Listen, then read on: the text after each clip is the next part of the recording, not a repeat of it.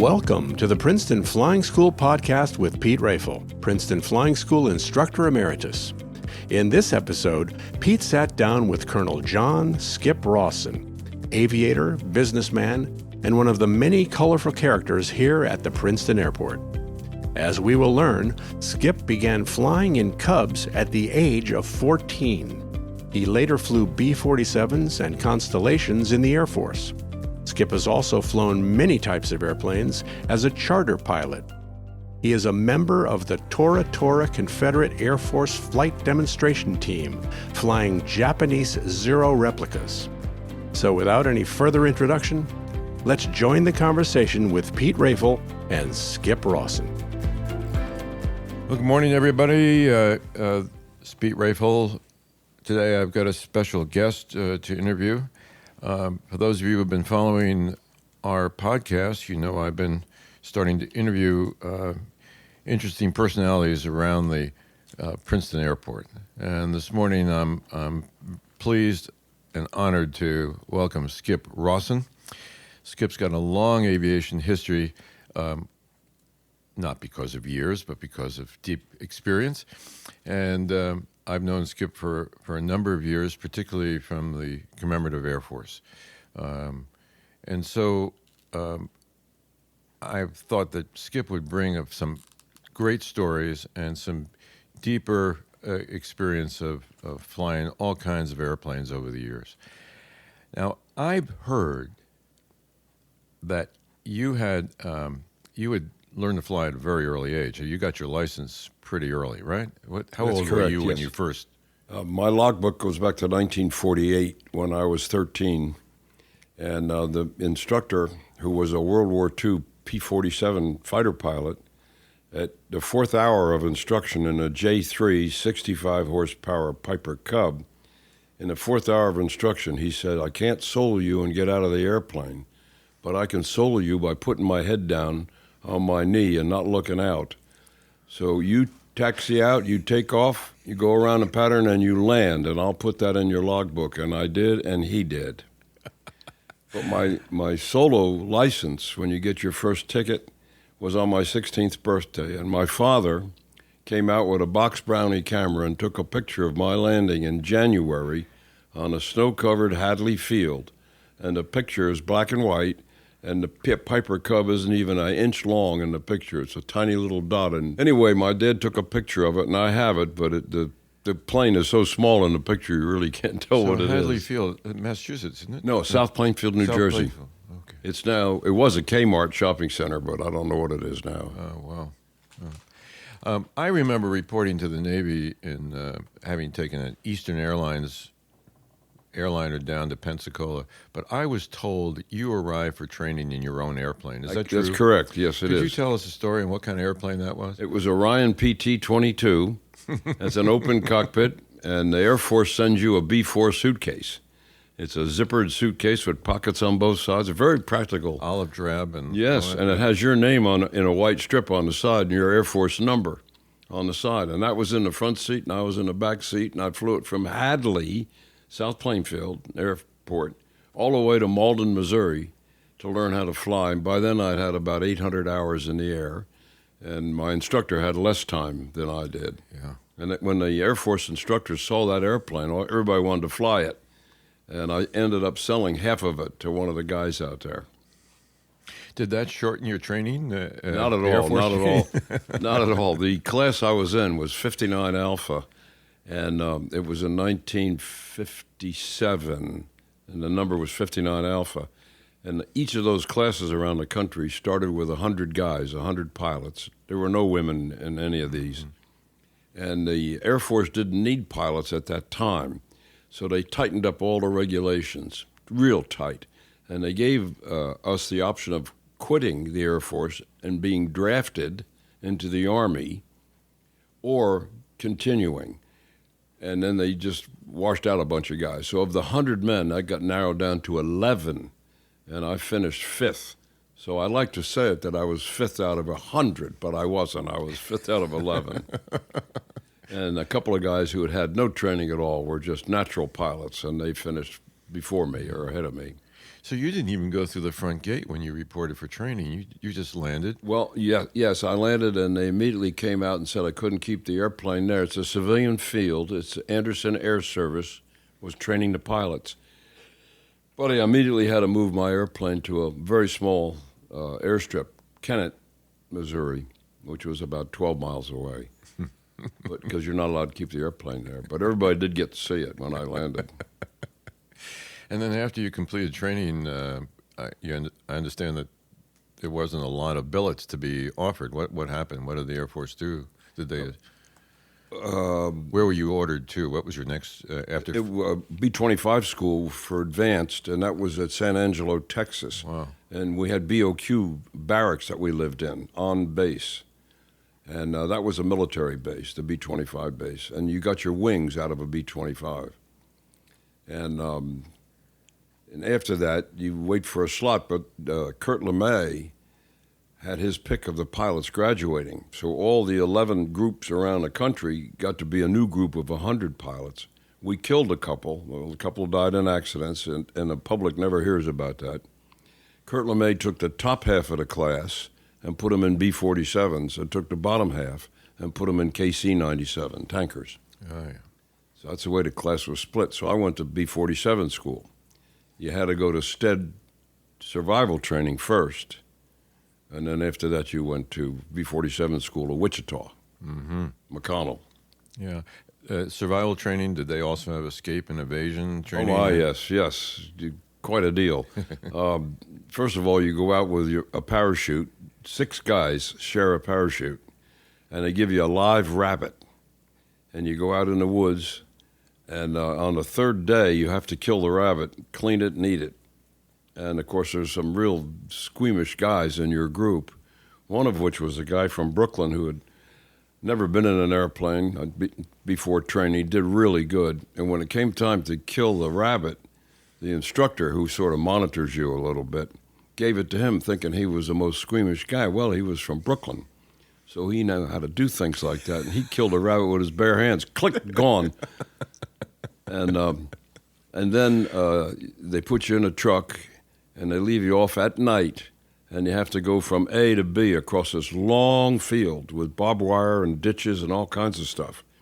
And if you get caught trying to get to the other side by a Chinese or a Korean, guard, you had a card you had to carry, a cardboard card on your flight suit. He would take his pencil and put a hole through it if he caught you. If you got through without being caught, then when you went to camp, they didn't do anything special to you. But if you had a hole in your card, then you got to be given more treatment, let's put it that way. Yeah. I didn't get a hole in my card. I was lucky. And then you were deployed or allocated somewhere? Yeah, you go to Wichita, and there's 2 classes. Yeah. There's a 6-month class, which is for the co-pilots, who are co-pilots and gunners. They're trained to be gunners as well. They don't solo the aircraft, the B-47. It's the A model, a training model. You take the 6-month course, which I did, that qualifies you for what they call FTD, Field Training Detachment, when you get to your air base. When you get to your air base, you have to be a co-pilot for a year, and then you can go to FTD and get upgraded to aircraft commander. I see. The B-47 had 6 engines. 6 engines, yes, sir. A double pod and a single pod on each Correct. wing. And, yeah. Correct. And it was a bubble canopy, as I remember. Yes, it was, yes. So where did the squadron go once you got assigned to? We were at Whiteman Air Force Base in Missouri and Zaragoza, Spain. That was our reflex base. Ah, yeah. So we would fly over there, and you would stay 3 weeks. 1 week on. As soon as you landed, you go underground in their hotel underground for a week. Then you got a week off in Europe, and they gave you a pilot and a C-47. You can go anywhere in Europe you wanted to go. You had to vote where you're going to go. We usually went to Mallorca if it was summertime, because that's where the Swedish people vacationed. I understand. And you were a young Air Force pilot. 22, 23 years old, something like that. And then when you came back from your 7 days off, you had to go back underground again for another 7 days. So that's the 3-week deployment. At the end of that, you get aboard an airplane, a B-47, and you fly it back to Missouri, but they test you by having you radar bomb Little Rock or some other city in America at the end of 11 or 12 hours, just to see how well you can do.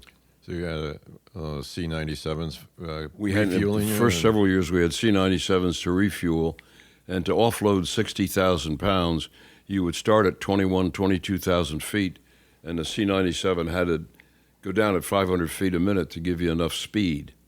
And he was running at METO power, I'm sure. I bet. But the last year and a half or so, we had KC-135s, which is a Boeing 707.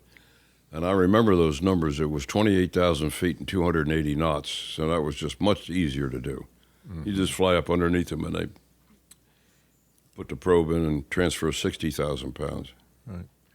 So you did a number of those shuttles across the Correct. to It was Spain. called Reflex, yes. Yeah. Yes. And then what was your next duty after that? There's one funny story if you want to hear it about I'd love B-40. to hear a funny story. Oh, okay. When it's time to fly from Zaragoza back to America, we had to maintain strict radio silence. We were not allowed to talk to each other. You don't talk to anybody. Strict radio silence until we penetrate the ZI here in America. Well, every time you leave Spain, one of the aircraft commanders goes to the local BX on base and gets a bag of candy or snacks for the other two aircraft commanders.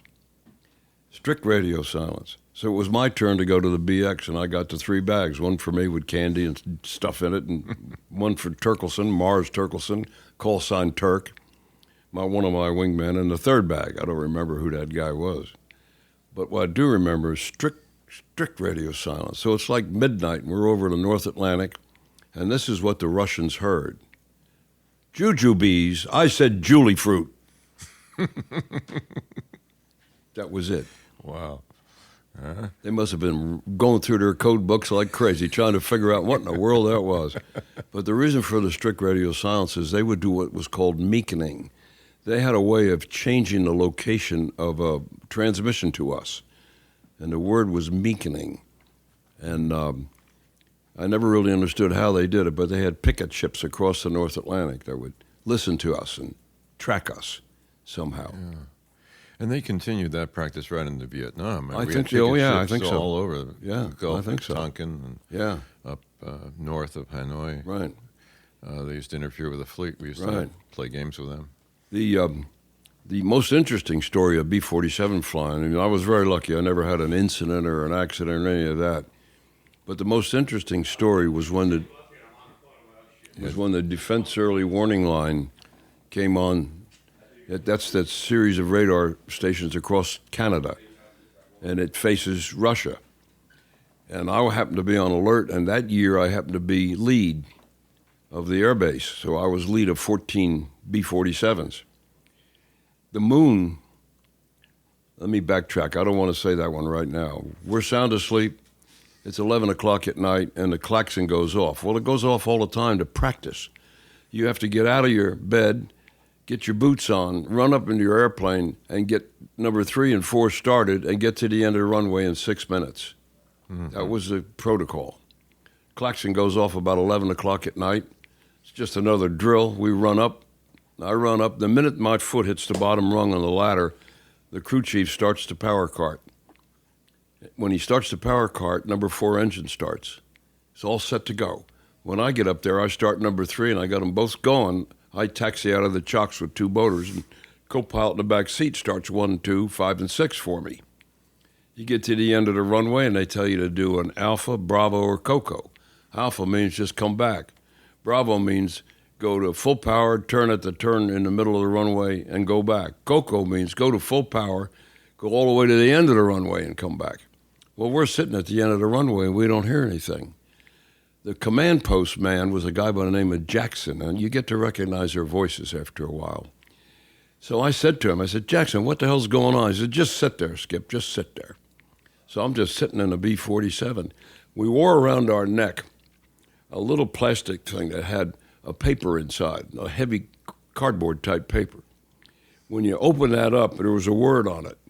If you heard that word, you were able to open the second part of that, and if you heard that word, you turned off your radios and flew to Russia and dropped your bomb. We were loaded. We had nuclear weapons aboard. We heard the first word, which means you're on alert. We didn't hear the second word, thank God. because they can't call you back. The radios are off. There's no way to get you back. Mm-hmm. We're sitting on the end of the runway. Keep your engines running. We're going to shut down the rest of the flight. The rest of the flight was on the taxiway behind me. So we kept our engines running, the 3 airplanes. Up comes fuel trucks. They put a hose into our center main tank. Up comes fresh coffee, sandwiches. We're there for an hour. What happened? What happened was the Defense Early Warning Line saw the moon, the full moon, for the first time come up behind Russia.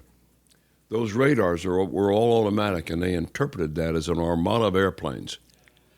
And it automatically alerted the entire fleet around the world, including the submarines. Everybody got alerted. There's only one person that can shut us down, and that's the President of the United States. They couldn't find him. What year was this? I'm going to say 70, 71, 71. Okay, I'm guessing 71. Anyway, we were there for over an hour, just sitting in the airplane. I mean, I strapped everything on. We're wearing guns, the whole deal. We're going to go. This thing's going to start. Finally, they said, okay, Skip, lead them down, give me a cocoa, and go back. Call me on the landline. So I went to 100% power, went to the end of the runway, came back. Everybody followed me. Parked, went down in there, and I said, what the hell happened? He said, well, only the president can shut us down, and they couldn't find him. The CIA is going to come brief you guys tomorrow. All right? The CIA came to brief us. It turns out that President Kennedy, had told his Secret Service, tell nobody where I am. He went to a hotel with Marilyn Monroe, and he wasn't to be disturbed. I see. And I do believe that story because they had us up there at the end of that runway. And when they finally found him, then he gave the word, and they'd shut us all down. So that was probably a little early, and that was probably 62 or something. No, I wasn't flying him in 60. Oh, yes, I was. Yeah. Oh, I'm sorry. I was giving you a Vietnam number. Yeah. Yes, that was 62. Right. Because I got out in 63, the first time I got out. That's right. Excuse me for... Okay. But you were having so much fun, you got out? I got out of the service, yeah, after my time was up. Right after the Cuban Missile Crisis, I got out. Okay. And established a business in New Jersey, had another kid, and they reactivated my McGuire Air Force Base. They reactivated us, and that's when the colonel wouldn't put me in the 105s. He put me in Connie's, originally Medivac. We were medical evacuation. Mm-hmm. And the fringe benefit there was we had nurses. But by the end of my service during NOM, we became cargo. And they changed our name from Military Air Transport Service to Military Airlift Command. Right. So all the airplanes had to be repainted. Now, I went through the process of trying to go from pure jets to reciprocators, right, and learning how to start a big round engine. You use every finger on your right hand to hit the primer first. Well, you hit the starter, hit the primer until it's running on primer only, and then you advance the mixture until it starts off the primer and then reset everything. Right. How did you transition from flying a B-47 to a Connie? First of all, there's 2 schools. One's at Cape Cod, which teaches, why do they teach an aircraft commander or a pilot about the motor? Why do they teach you about all this torque and all that stuff? You don't need to know that, but we had to go through the motor school, Cape Cod. We had to go to flying at, it was in Virginia, West Virginia, Martinsburg, was where we transitioned and got checked out in a Connie. We didn't have to start it. We had an engineer. And you maintain crew integrity after you get assigned to a base, which was McGuire. Yep. And I got Irv Green. He sat right down here, way down low. I mean, I could pat the top of his head. He did everything with the motors. He started them. He set the throttles. And the only time the pilot touched the throttles was on landing. You had your hand on the throttles with the co-pilot's hand behind yours on the 4 throttles. He was just holding the shaft of the throttle. Then. Yeah, right. Right. And the engineer gave him. You never use the word take off power. You always use the word give me max power. You had to have the little lights come on. Is that what? Right. METO power? Power? Give me max power, and then you'd call METO power. Yeah. Get the gear up and the flaps up, call METO power, and he would set the throttles. And the airplane was 250 mile an hour, 18,000 feet all day. Yep. You go across the ocean nonstop, no problem with it. Lovely, stable airplane. I love that airplane. It's once you get to, I didn't like being out of a jet, but once you got to fly to Connie, it's a great airplane. Often, I was a captain then, soon to be a major, but often I'd have a full colonel aboard as my co-pilot. And they would go to sleep. You're supposed to be relieved every 2 hours. And he'd be sound asleep back there. Well, the way you wake him up was pull number 3 out of sync and let it just run right by his ear. And he'd start to stir, and you'd tell Irv, put it back in. And he'd put it back into sync. And the guy looked at his watch and say, I got to relieve Skip. And he'd come up and relieve me. But I want to tell you one of the scariest things that happened to me in a Connie, because it still resonates with me every once in a while. It comes across. On my very first flight across the North Atlantic, no wingman, just one airplane, me.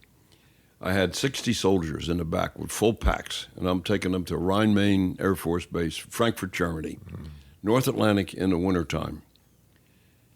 And it's at night, and I'm in the cockpit. Whoever was my co-pilot is back sleeping, and I'm sitting in the cockpit just watching stuff. You're flying on the autopilot. George is flying you. And I woke up, and I must tell you, I was so frightened. I mean, I can feel it right now. I mean, I was just breathing like, what? And I mean, my God. I looked over at Irv, and his head was down on his panel. He was sound asleep. I turned around, and I looked, Charlie Fox, the navigator, he was sleeping on his counter. And you don't know how long you've been asleep. I figured about 20, 22 minutes. We were in the hands of the Lord. My eyes went right to the oil pressure, to the RPM, to everything. It just kept droning on. But I must tell you, Peter, that scared the hell out of me. I was so frightened by that. I mean, I had 60 guys sound asleep in the back. Wow. It just knocked me out. So did you wake up the navigator to confirm where you were, or? No, I think everybody just got together, and we finally got it going. I woke Irv up, shook his shoulder, reached over and shook him like that, and he got up, woke up. I remember we had scheduled relief times, and I had been navigating. I was a plane commander, but I was helping out the navigator, give him a little right seat time and all that kind of. And I walked up in the P3, walked up to the cockpit, and all 3 guys were asleep. Yeah. And all of them were asleep, yeah. They were all asleep. George is just taking it. So I just, I stomped on the floor, on the deck, and the plane commander woke up first. I said, "You're relieved." Yeah. The other guys kept asleep. I do have a scary story in a Connie, if you want to hear it. I don't know if I'm taking too much time here. Got plenty of time. Okay. Especially when it comes to Connie stories. It's one of my favorite airplanes. It's a great airplane. It really is. Like I said, the last couple of years we were in, we became cargo. We sort of slowly got out of medevac. We did bring dead people home. Rhein-Main has one of the big Army hospitals. And the guys wounded from Nam, if they had a certain kind of wound, they would go to Rhein-Main Air Force Base. The hospital's there someplace. I never saw it. But often those people would pass away, would die. We would bring them home, and we'd go to Dover. Dover, Delaware, I guess it is, right. Yeah. Dover Air Force Base. That's a mortuary. The scary one was we had to take cargo to Reykjavik, Iceland, in Mykonii. We had to go up there with some kind of cargo. I don't know what the hell it was. And we landed. We got to stay overnight. Back then, the Icelandic people didn't like us. I mean, we were told that. We couldn't leave the base without a coat and tie on back then. And there was something going on politically. I don't know what it was. Anyway, it was time to take off, and I'm at full gross weight. It's midnight at Keflavik, and it's raining like hell. Now, that runway, I don't know if you've ever been there, but that runway ends at the North Atlantic, and there's nothing out there but ink when you take off. What happened to the Connie motor is something that they said just won't ever happen, can't happen. Number 3 propeller left the airplane. Number 3 propeller left the airplane.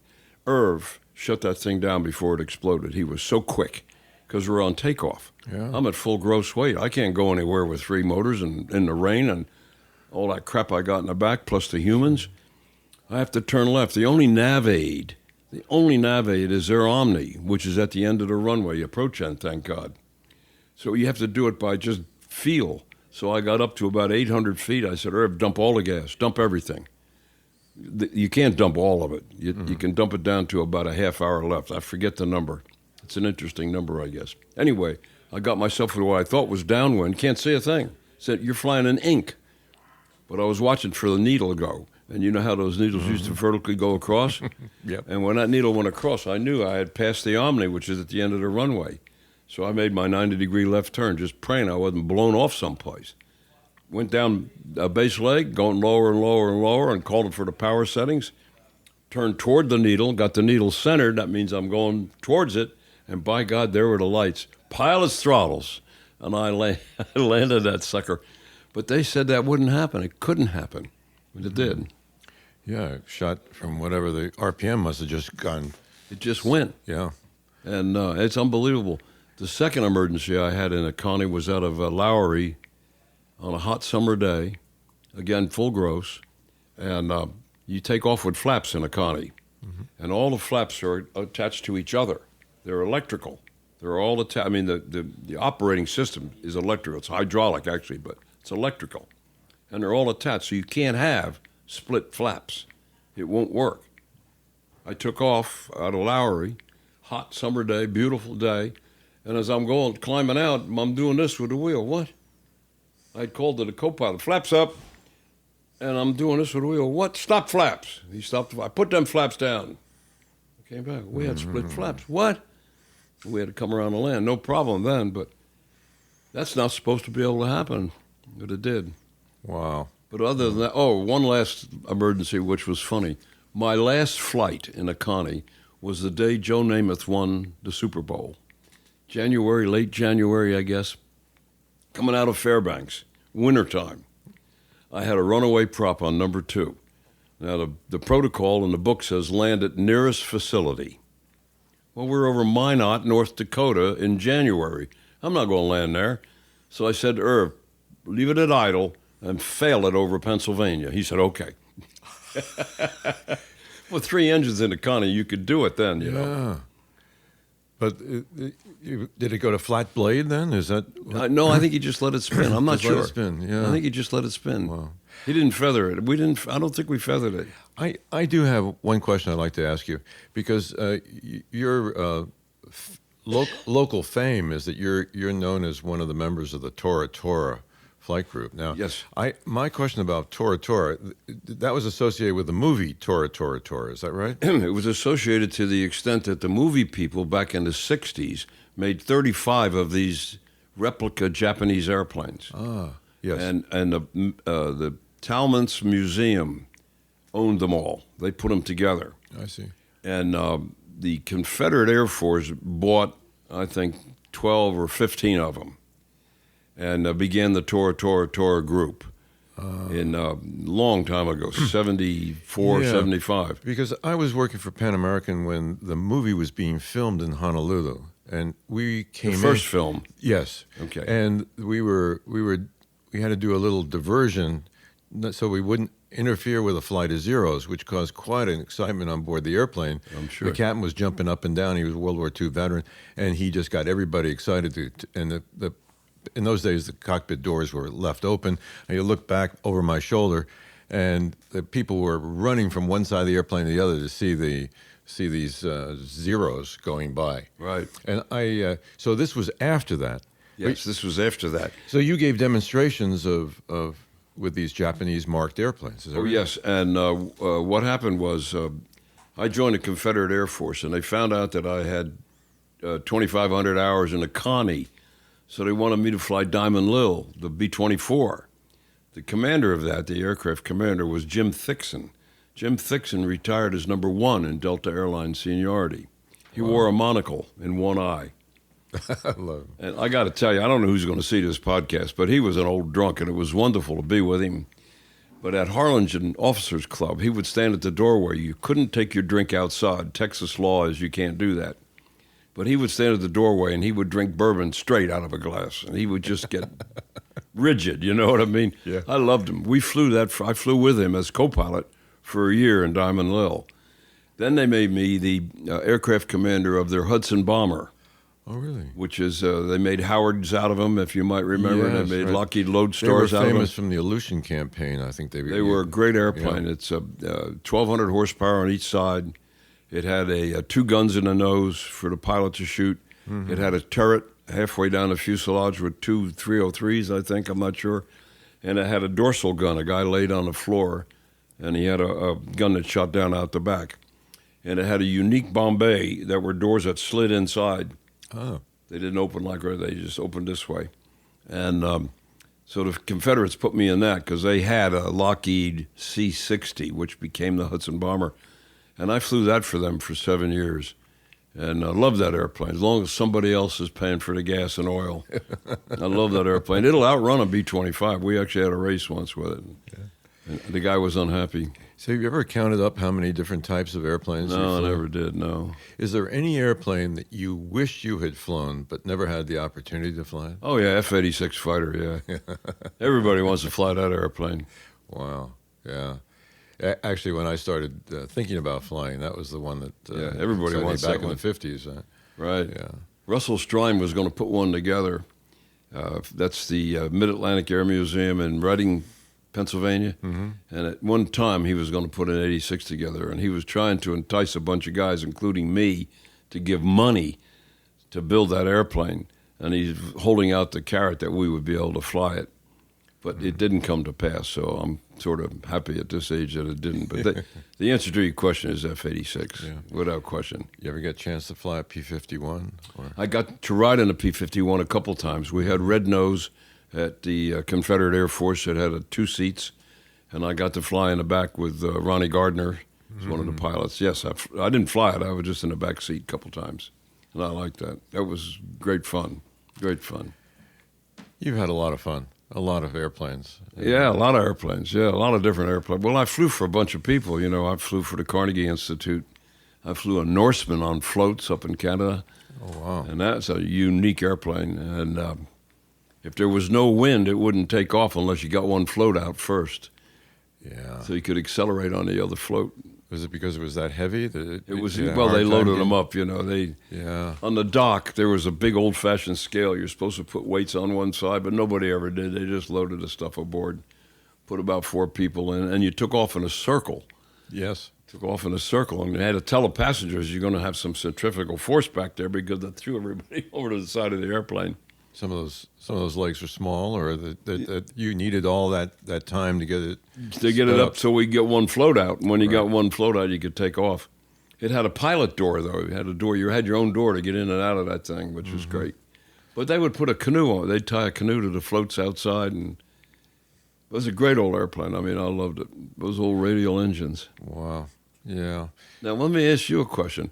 On the floor, we used to fly fishermen in. I worked for Tom Wheeler Airlines. There's a box on the floor between your feet that's got rocks in it about that size, about 10, 20 rocks about that big around. What would that be for, Peter? Under your feet. Well, we're flying guys in on floats, and if there was no wind and the lake was glassy, you couldn't see where the lake was as you're trying to land. You're going to drop those in so you can make little, so you drop them out. You drop your window open. You just drop them out, and it would make waves. And then you could see the elevation of the lake. I've never heard of that before. Yeah. That is really something. Yeah. Why is it every time I talk to you, I learn something? Well, it's because I'm old.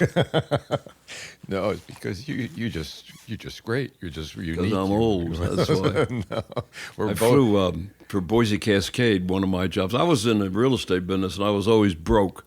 So anytime there was a time to get paid to fly, I would do it. So I got paid to fly for Boise Cascade. They had a housing project near Litchfield, Connecticut. Mm-hmm. The hotel in Litchfield was called the Great Gildersleeve Hotel. It's no longer there. The main resident of the Great Gildersleeve Hotel was Don Imus of Imus in the Morning, and that's where they put me up. I never met him, but I saw him a couple times.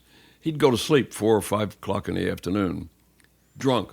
We had an entourage, but he had to get up at like midnight and go to New York City to do his radio show, right? Because he was Imus in the Morning. But they gave me an Enstrom helicopter to fly, and I used to come home in it, come back to New Jersey and land that sucker down here. Wow. So you never had a chance to fly Imus down to New York, though? No, I never actually shook his hand or anything, but I saw him there. Yeah. And he was drinking way too early for us. And, but he was quite a character in town. My sense is that we're going to have to invite you back for episode 2 of this to fill in some more blanks that I was hoping we would cover, but Can I tell you my first flight as aircraft commander in a Connie over the Pacific? Sure. I wanted to impress everybody. So I have a load of people in the back, and it's my first time as aircraft commander. And we're going to land at Taipei for the first time. And navigator, Rose, I think his name was Rose, and Irv. And I'm about 150 miles out, and I'm told by the navigator you can call approach control. So I call Taipei approach control. This is Air Force 356. Landing Taipei. Taipei below minimum state intentions. What? So I had to go south on Formosa and find another airfield to land. But I can still remember and hear that damn voice with a Chinese accent.